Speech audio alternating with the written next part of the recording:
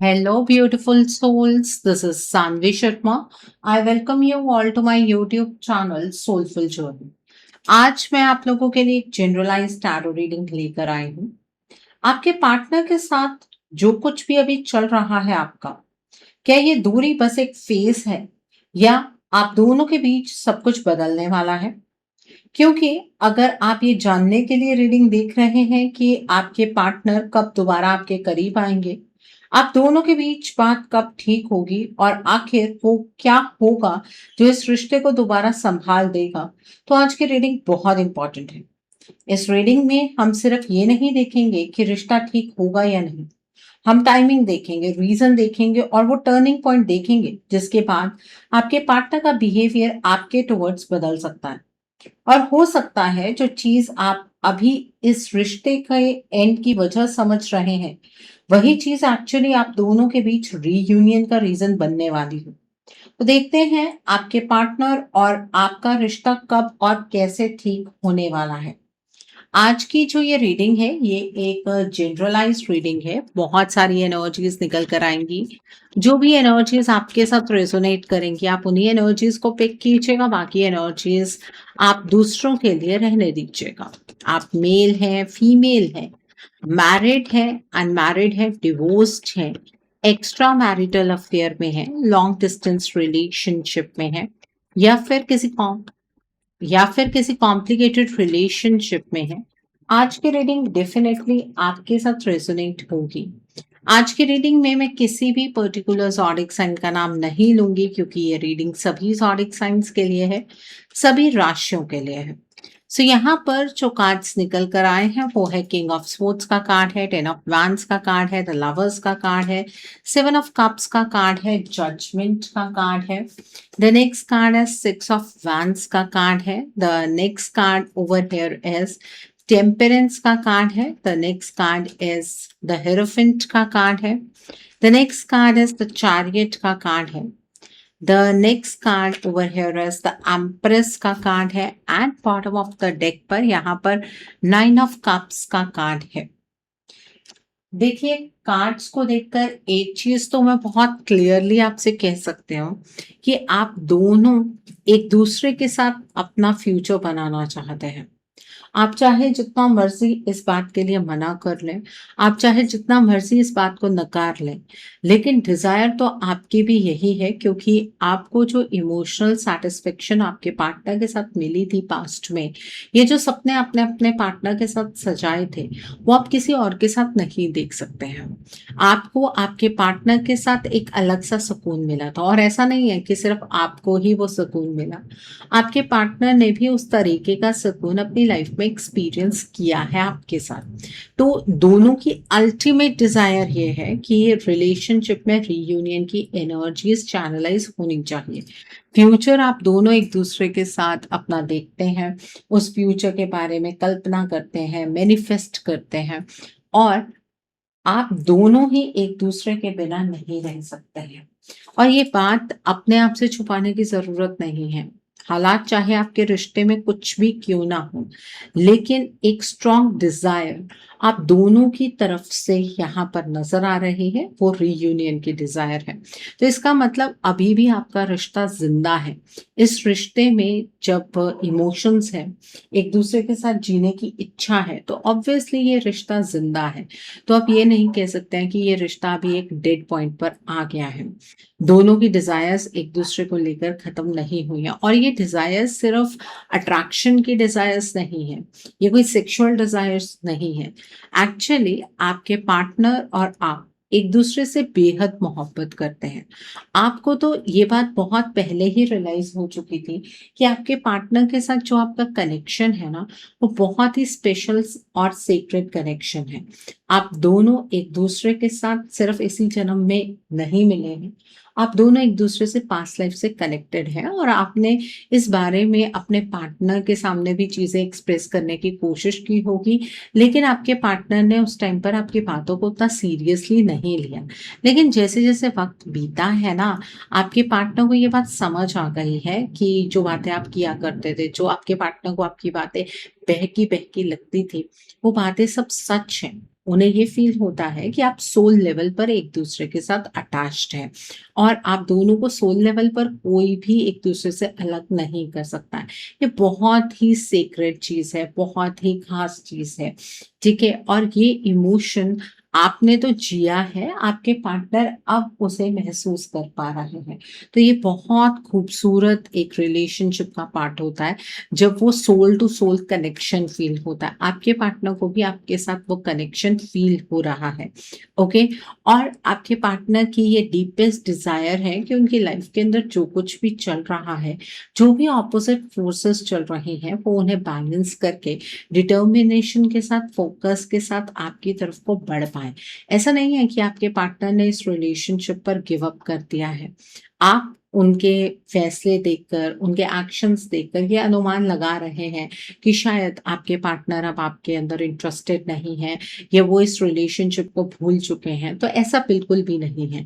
आपके इस रिलेशनशिप में आपके पार्टनर की साइड से ये सबसे पॉज़िटिव बात है कि वो आपके साथ अपने रिलेशनशिप को बैलेंस की एनर्जीज़ की ओर लेकर जाना चाहते हैं। वो आपके साथ अपने रिश्ते को बैलेंस करना चाहते हैं। उन्हें पता है कि उनकी लाइफ़ के अंदर ना बहुत सारा मेस चल रहा है एक साथ, मेस क्रिएट हो गया है। तो वो अपनी लाइफ़ में वो जो ऑपोज़िट एनर्जीज़ है, एक जगह उनका प्यार है, एक जगह उनकी रिस्पॉन्सिबिलिटी है, उस चीज़ को बैलेंस करके आपके साथ अपने रिलेशनशिप को सही डायरेक्शन में लेकर जाना चाहते हैं। देखिए, रिश्ता तो तभी ठीक होता है ना जब ये बात पता हो कि सामने वाले की इच्छा भी है या नहीं। आप किसी के साथ ज़बरदस्ती तो नहीं रह सकते हैं ना।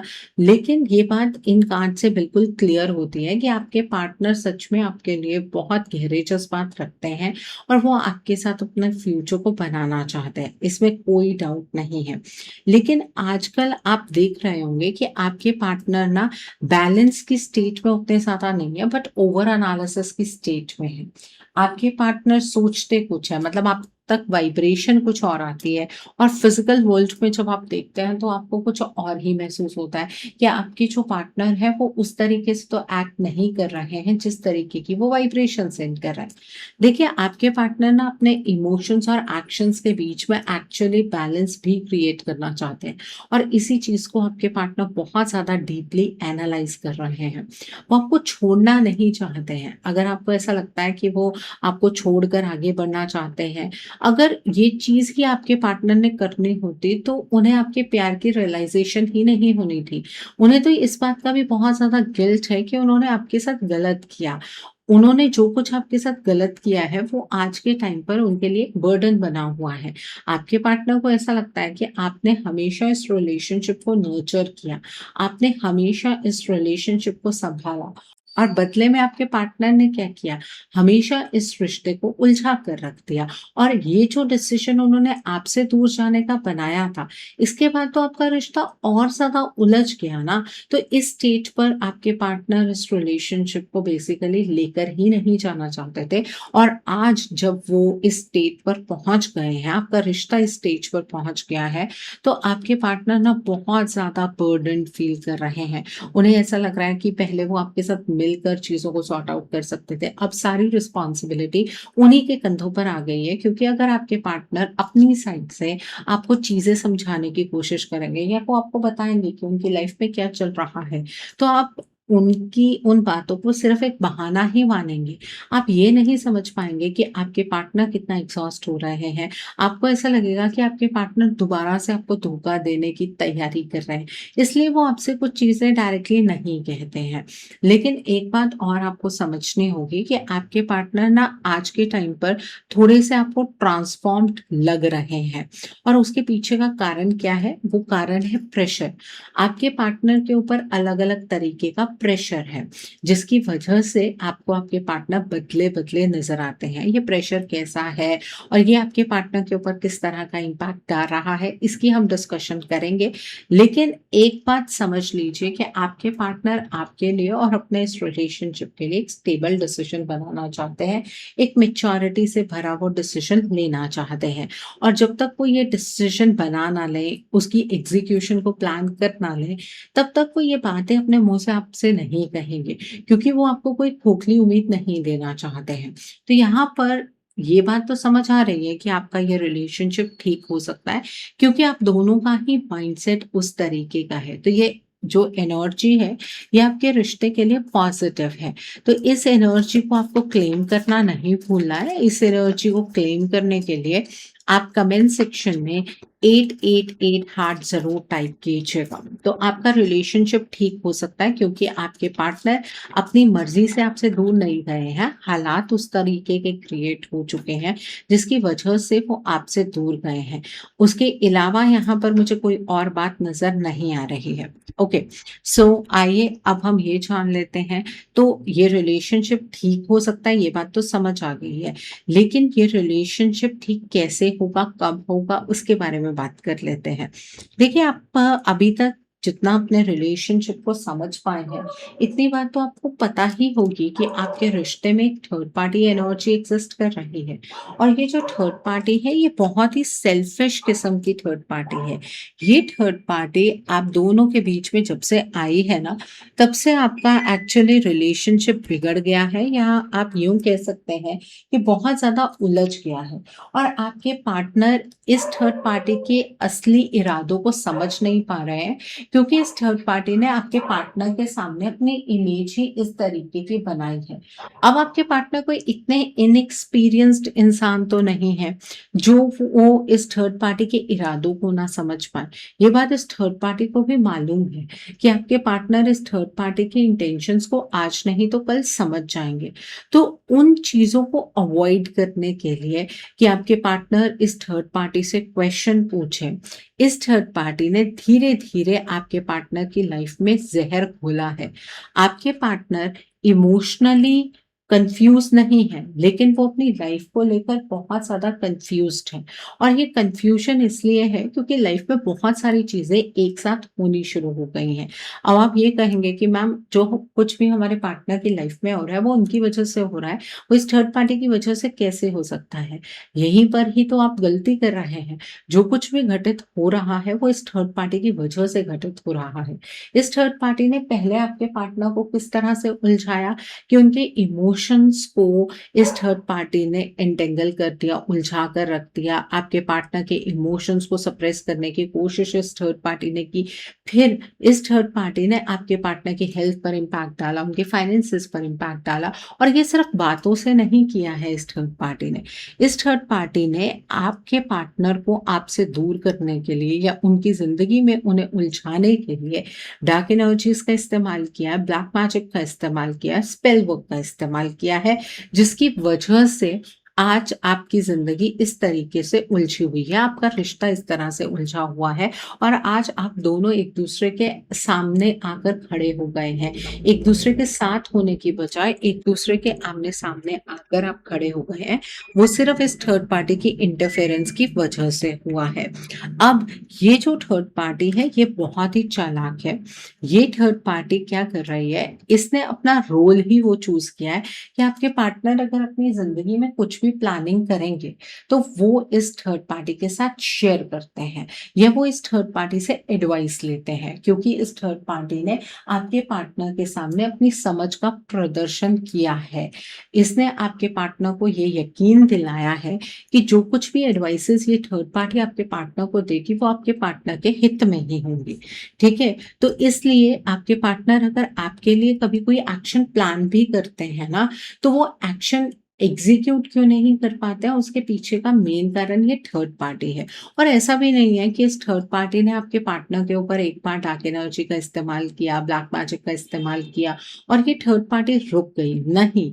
इस थर्ड पार्टी ने तो पक्का ठान लिया है कि आपको आपके पार्टनर की ज़िंदगी से हमेशा के लिए बाहर निकाल देना है और आपके पार्टनर के ऊपर जितनी बार इसने डार्क एनर्जीज़ का इस्तेमाल किया, उसके बाद आपके पार्टनर ने फिर इस थर्ड पार्टी को ये शो कर दिया कि उनके दिल में आपके लिए बहुत ज़्यादा प्यार है और ये चीज़ इस थर्ड पार्टी के लिए बहुत ज़्यादा ट्रिगर का पॉइंट बनी है, ठीक है? तो इस थर्ड पार्टी ने आपके पार्टनर की लाइफ का बैलेंस ही हिला दिया ताकि आपके पार्टनर अपनी लाइफ के बाकी स्फीयर्स में उलझे रहें और इस थर्ड पार्टी को इतना मौका मिल जाए कि आपके पार्टनर की ज़िंदगी में अपनी जगह को ये परमानेंट कर दे और आपको आपके पार्टनर की लाइफ से एलिमिनेट कर दे।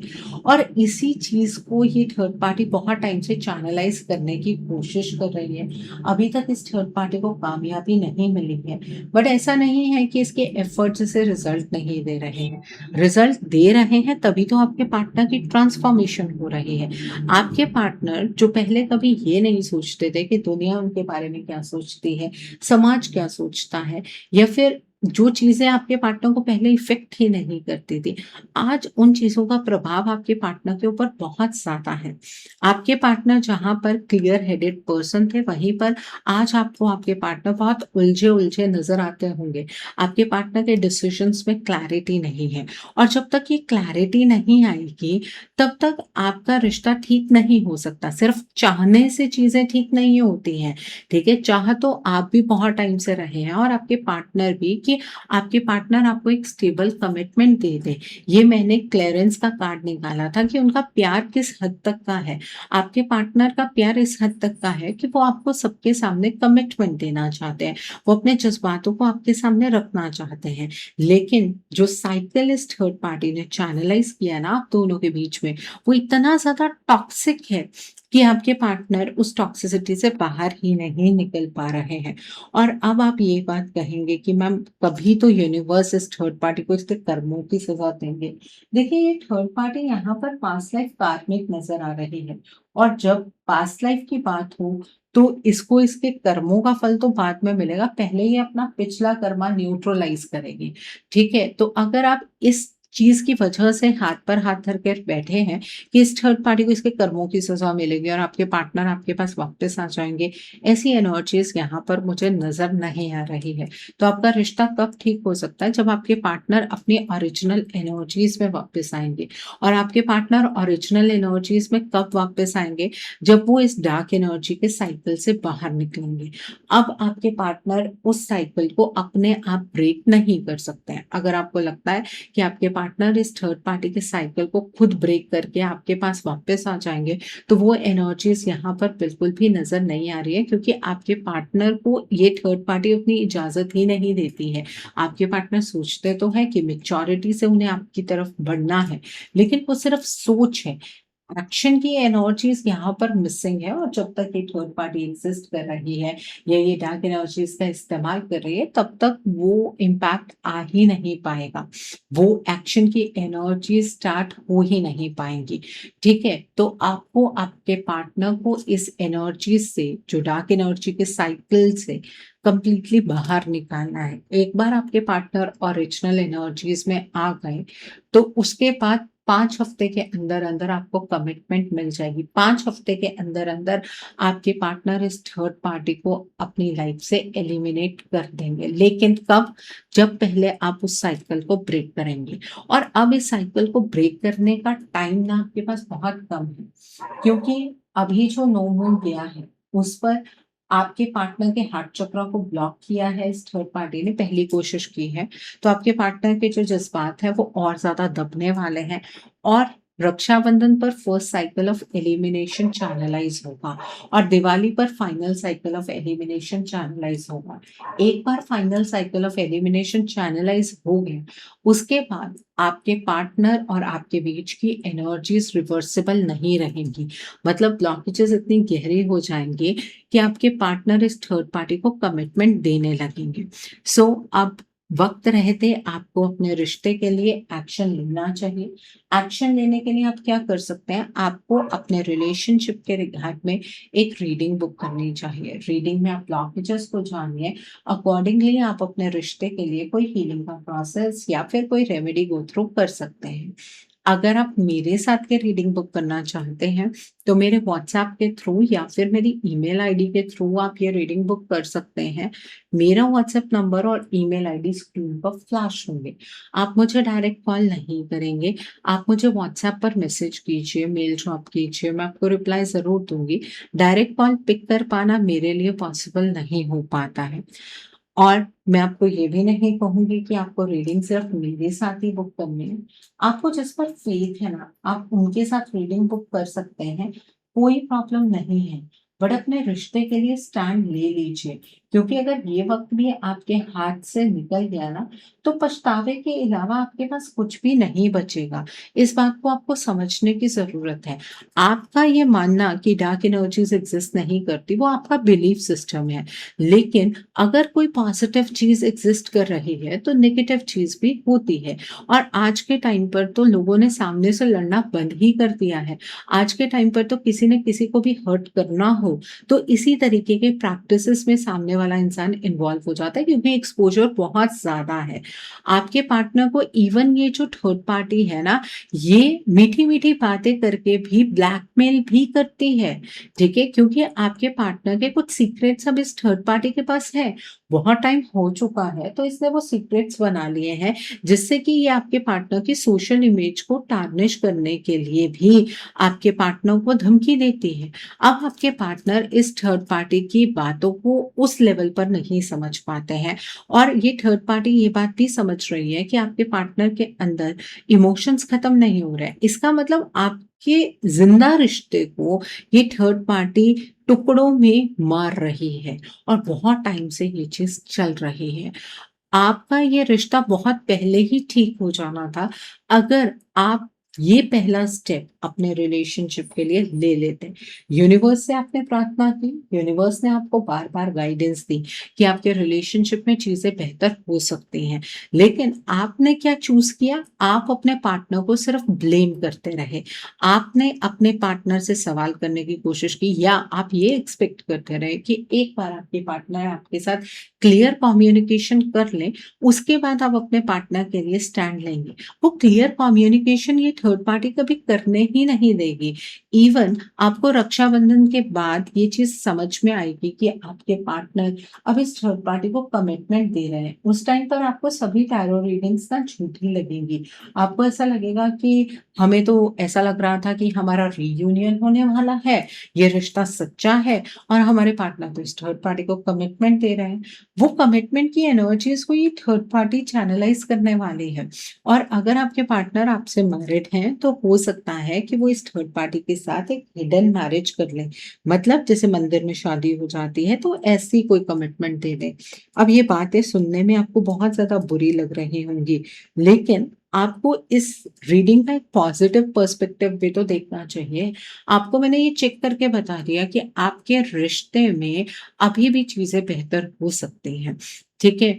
अब अगर आप अब भी इसे वक़्त के सहारे छोड़ देते हैं, या ईश्वर के सामने अपने रिश्ते को सरेंडर कर देते हैं, तो आप भी तो अपने हाथों से ही इस थर्ड पार्टी को इस रिश्ते को गिफ्ट में दे रहे हैं।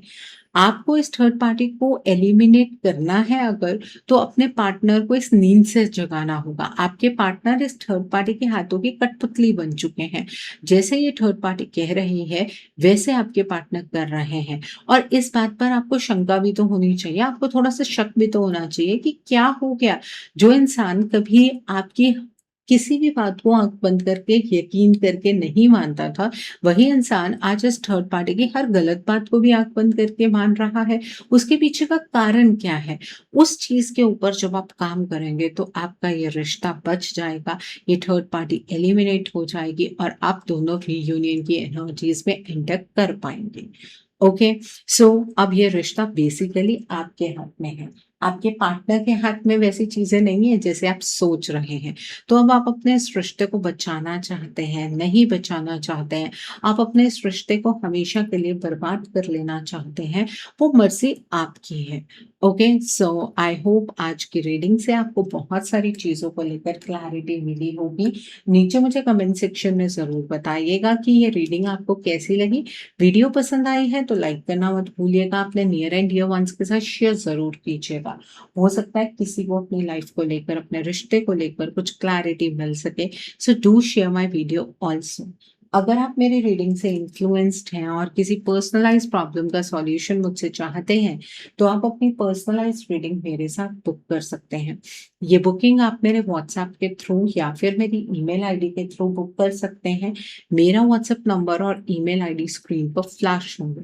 जिन लोगों ने अभी तक मेरे चैनल को सब्सक्राइब नहीं किया है, आप प्लीज़ मेरे चैनल को सब्सक्राइब कर लीजिए, और बेल आइकन को प्रेस करना मत भूलिएगा, जिससे कि आपको नए-नए वीडियोज़ की नोटिफ़िकेशन मिलती रहे।